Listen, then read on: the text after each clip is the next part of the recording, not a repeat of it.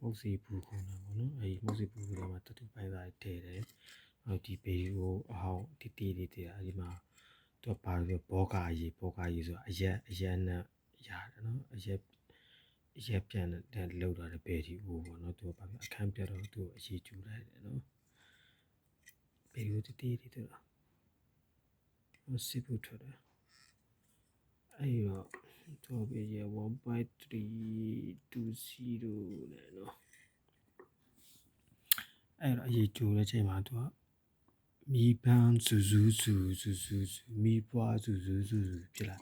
အဲ့ချိန်မှာကြီးနီဒီလိုဥစားထဲဖို့နော်သူကဖြစ်ပြီးဆိုရင်ရွှေဖြူဖြစ်မီးပန်းဇူဖြစ်ရွှေဖြူဖြစ်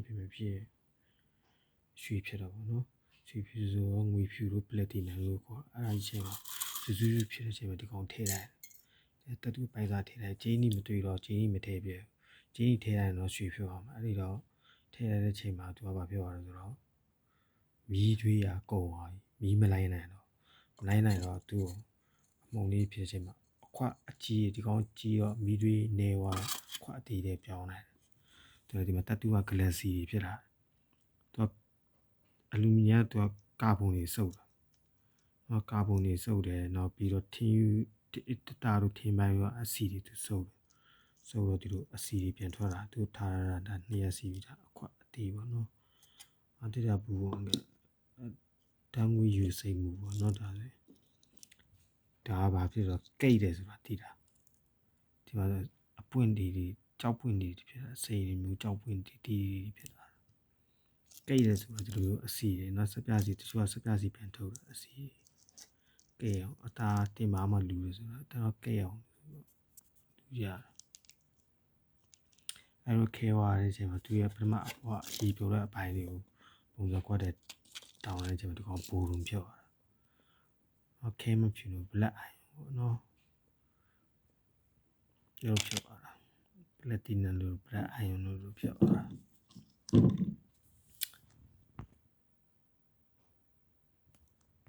အဲ့တော့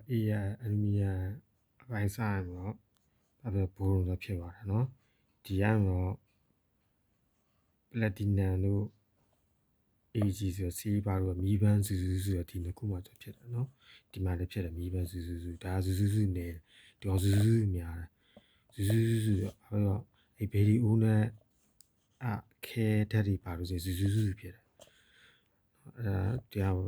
အလူမီနီယံထထဲတာဘိုးလုံးတော့ဖြစ်တယ်နော်ဖတ်အလုံးတော့ဖြစ်တယ်သိပ္ပံတဲမှာဆိုရင်ဒါ64မှတ်64ရတဲ့လူတွေဆိုရင် GOD gas အကြောင်းရင်းတရားမှာ G ဆိုတာကဂျောကလော်ဖီတို့ဂျော်လော်ဂျီတို့ပါဘူမိဗေဒဆိုင်တာเนาะမြေကြီးထဲမှာအလူမီနီယံရှိတာဒိုင်းမွန်ရှိတာเนาะအိမ်နာတွင်းဆောက်ရေတွင်းအိမ်နာတွင်းဆောက်လို့ရလီသီယမ်ရှိတာအဲ့လိုဆရာတက်တဲ့เนาะဆရာအသက်တင်သိပ္ပံဆိုတာဘယ်မှာရှိလဲဆိုတော့မွန်ပြည်နယ်ကျောင်းမှာမွန်ပြည်နယ်မှာရှိတယ်เนาะပြီးတော့ဆရာတက်တင်ကျောင်းကဘယ်မှာရှိလဲရခိုင်ပြည်နယ်မှာရှိတယ်เนาะမွန်နဲ့ရခိုင်နဲ့933ညာစာမျက်နှာကတင်မောတူကြီးတို့ပါဆိုရင်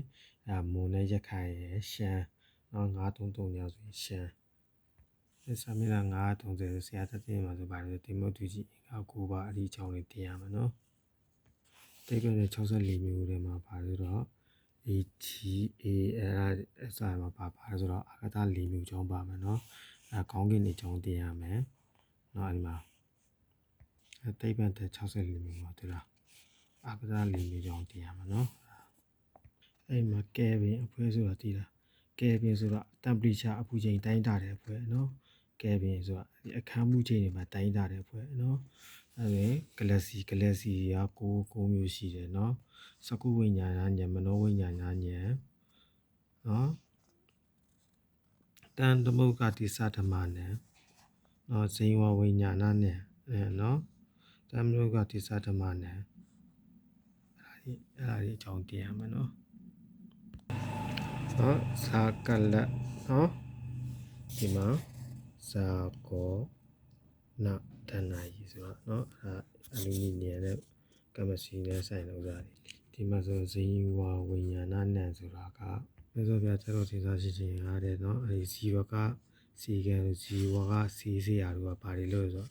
ဆိုင်ဦးလန်းကြောင်းပိတ်တာတွေကူတာတယ်နောက်ပိုင်းမှာပါတယ်ကူတာတယ်ဆိုတော့ဆရာစီဘက်ကအုံနောက်အခြေတွေခွေစိတ်ပြီးတယ်နောက်ပိုင်းမှာမျက်နှာအရေပြားတွေနော်အဲ့စီဘက်ကလည်းအဲ့ဒီမှာသူတို့မျက်နှာအရေကိုပြောင်းလဲလာနေပါအဲ့ဒါတွေတင်ရမယ်အဲ့တော့တန်ချောင်းကိုတီခေါက်ကြည့်လို့ဆိုရင်ထွက်တဲ့အတန်တစ်ခုနော်ကြေးပြားကိုတီခေါက်ကြည့်ထွက်တဲ့အတန်တစ်ခုဟိုဆို drum တီးတယ်ဆိုတော့အဲ့လိုမျိုးပေါ့နော် drum တီးတာတို့ပါဂီတာကျိုးတီးတာအတန်မှာထွက်တဲ့အတန်ကတစ်ခုနော်ကြေးဂီတာကျိုးနဲ့တန်ဂီတာကျိုးနဲ့ရှိတယ် electric ဂီတာကျိုးတို့ပါဆိုတီးကြည့်ဆိုရင်တီခေါက်တဲ့အတန်တွေကမတူဘူးနော်အဲ့တော့အပူချိန်ပြီးတဲ့ခါကျကဲဆိုရင်အောက်ဆီဂျင်ကဘာဖြစ်တယ်ဆိုတော့အနံ့တမ်းမရှိဘူးเนาะတန်ရတယ်မာကျော်တယ်အစင်းတောက်ပြောင်းတယ်အနံ့တမ်းမရှိဘူးအရာတာမရှိဘူးပေါ့เนาะအဲဆရာတက်တင်64ပြမှာ G ဆိုတဲ့ဥစ္စာကဘာမြေကြီးရဲ့ဆွဲရင်အားတွေအကြောင်းလေးတင်ရမယ်เนาะဆရာတက်တင်တိတ်မှာဆိုဘာတွေတင်ရမလဲဆိုတော့နိုင်ငံသားက43ခိုင်တဲ့လူတွေဆိုရင်43လို့41လို့ကပါတယ်ဆိုတော့ဘူမိပြည်တာပညာရှင်တွေเนาะဒီမှာရေးရတယ်ငလင်ဒီဘူမိပြည်တာပညာရပ်ဖြစ်နော်ဘူမိပြည်တာပညာရပ်ကဘာမှရှိလဲလှဲကူးနဲ့0မိုင်ကျော်သွားဆိုလှဲကူးတည်တာလှဲကူးမှာအပါရဲ့အမောကဆရာတော်ကြီးဖွင့်လာတဲ့ဥစ္စာနော်ဘူမိကျောင်းဆိုတာရှိတယ်အဲ့တော့4319 30မိနစ်မှမှ1943 8ခုဆိုရင်ဘာတွေတရားမလို့မြေငလင်နဲ့အန်ဒီရဲ့ပြူတဲ့အနုစိမ့်နေပုံတွေတင်ရမယ်နော်မြေကြီးတူးဖို့တဲ့အခါကျရင်ဘာဖြစ်တယ်လို့အိမ်ဆောက်တဲ့အခါကျရင်မြေကြီးမှာပနက်ရိုက်တာလို့အဲ့ဒါတွေနော်ငလင်တန်းခံနိုင်အောင်ဘယ်လိုလုပ်ရမလဲအဲ့ဒါတွေကိုဒီပေးတယ်နောက်ပိုင်းမှာငလင်နဲ့ပတ်သက်တဲ့အချက်ပြစနစ်တွေတတိဖုံးမျိုးပါထည့်တဲ့ software တွေအဲ့ဒီဥစ္စာတွေပါတာမယ်နော်အခန်း43ဘလားနိုင်ငံသားက43ကိုင်တဲ့လူတွေအဲ့ဒီဘူမိပြည်တာတက္ကသိုလ်တက်ရမယ်နော်ဘူရွန်ကျောင်းတည်တာ GE တည်တယ်နော် Silicon SR ဒါဆိုရင်စစ်စိမ်းရုံတွေပြတာဆိုတာအဲ့ဆိုစီပင်တာရေးဖွဲ့နော်အဲ့ဆိုစီပင်တာရေးနော်တရင်ဒီအဲ့ဒါဒီဘူဘာဖြစ်ဆိုသူကနည်းနည်းအိမ်ငိုက်တယ်သူရဲ့သူကအနမ်းရှိတယ်တဲ့အိမ်ငိုက်ရုပ်တရက်အိပ်ပျော်သွားတာရှိတယ်အဲ့ဒါဆိုရင်ဘာဖြစ်ဆိုဟိုတနေ့ကမှန်ဘူးနဲ့အဲ့ဒီတူတွေကြည်နေရုပ်တရက်အိပ်ပျော်သွားတတိမိသွားပြီးမပြန်မနဲ့ကြာမပြန်လို့အဲ့လိုမျိုးဖြစ်တယ်နိုင်ငံသားက50ကျော်ခိုင်နေဆိုဆူလာဆဲတွေဆူလာတွေဒီချင်းဟိုဆူလာတွေလက်စစ်ပစ္စည်းတွေတုံးစင်လို့ဆိုတော့၄ခုကြာရေရလက်စစ်ထုတ်လို့ခြင်းဖြစ်50ကြာတော့ဆူလာအဲ့တော့43ငလင်တန်းကြောင့်ဘူမိပြည်တာပြီးတော့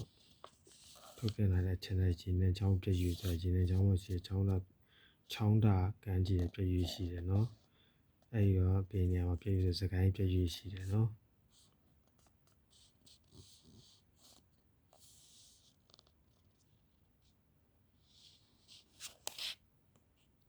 ကပလီပင်တယ်ကြောက်ချက်ကြီးရှိတယ်လား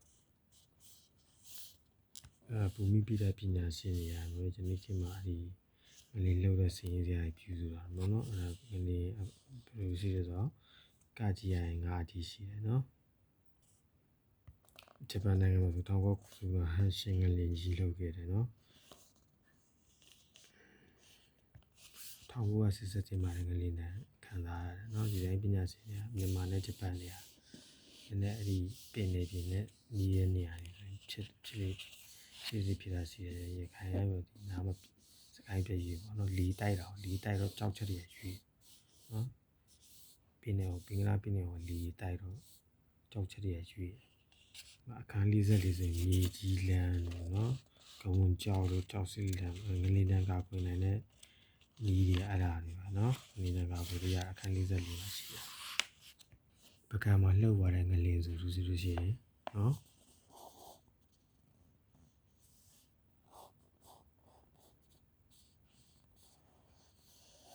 ငလင်လှုပ်တော့ဘလို့တာလာလှုပ်ဆိုင်ရင်းနဲ့ဒီကမှလှုပ်ပါခြင်းနေပြီးအိမ်အောင်ပြီးွားတွေအိမ်ကြီးသူများ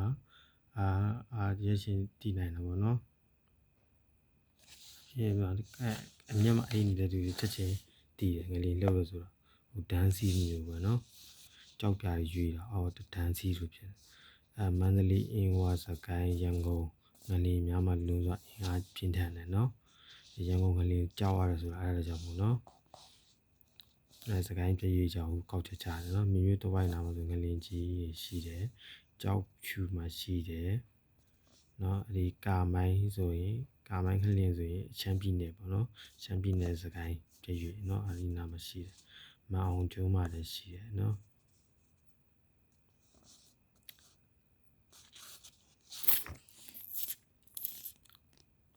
စံကူးမိမြေအနောက်ဘက်တို့လားခိုင်ပြည်နယ်ရှိနေတဲ့နေရာမှာအဲကြောင့်ချမ်းတို့ရခိုင်တို့မွန်ပြည်နယ်မှာလာနေတယ်လို့ပြောများတယ်အိန္ဒိယပြည်ရပေါ့နော်အိန္ဒိယမှာကြောက်ဖြာအိန္ဒိယကြောက်ဖြာပေါ့မြန်မာနိုင်ငံနဲ့တွန်းအောင်ဝင်နော်အိန္ဒိယသမုဒ္ဒရာရှိတာအိန္ဒိယသမုဒ္ဒရာရေတိုက်လာလို့ရေလှုပ်လာလို့ဆိုရင်ငနေကြောက်ဖြာအဲဒီကြောက်ဖြာရလှုပ်နော်ကြောက်ဖြာလှုပ်လို့ဆိုတော့ရခိုင်တို့အဲ့ဒီဟိုဘက်မှာရှမ်းပြည်နယ်ကုန်းမြင့်ပိုင်းထိရွှေ့တယ်ပေါ့နော်အဲ့လိုရှိတယ်နောက်မြန်မာနိုင်ငံမှာဆိုရင်ရန်ကုန်ဘက်ခြမ်းမှာရှိတယ်နော်မန္တလေးနဲ့စကိုင်းမှာပို့ပြီးအချမ်းဟွာရန်ကုန်ကနေလည်းဘာကြောင့်ငြိမ်သွားဆိုတော့ရေပိုက်လိုင်းတွေတူတာပါကြီးလေတူတာဆိုရေမြောင်းတွေတူတာဆိုတော့တိတ်မလှုပ်ခဏဆိုငလင်းတန်းကောက်ွယ်ရတဲ့ဥစ္စာစီလို့ရတယ်ဟောဒီမျိုးကွန်ကရစ်လမ်းတွေခင်းလာကြောက်လမ်းတွေခင်းလာခရလမ်းတွေခင်းလာတယ်တန်ကူအဖြစ်တဲ့ကွန်ကရစ်တုံးတွေရှိတော့သူကငလင်းလှုပ်ပြီးမှအများကြီးတက်တာပါတယ်နော်အဲ့ဒီထိသွားတာမန္တလေးတို့ပကံတို့ပါစကိုင်းတို့နော်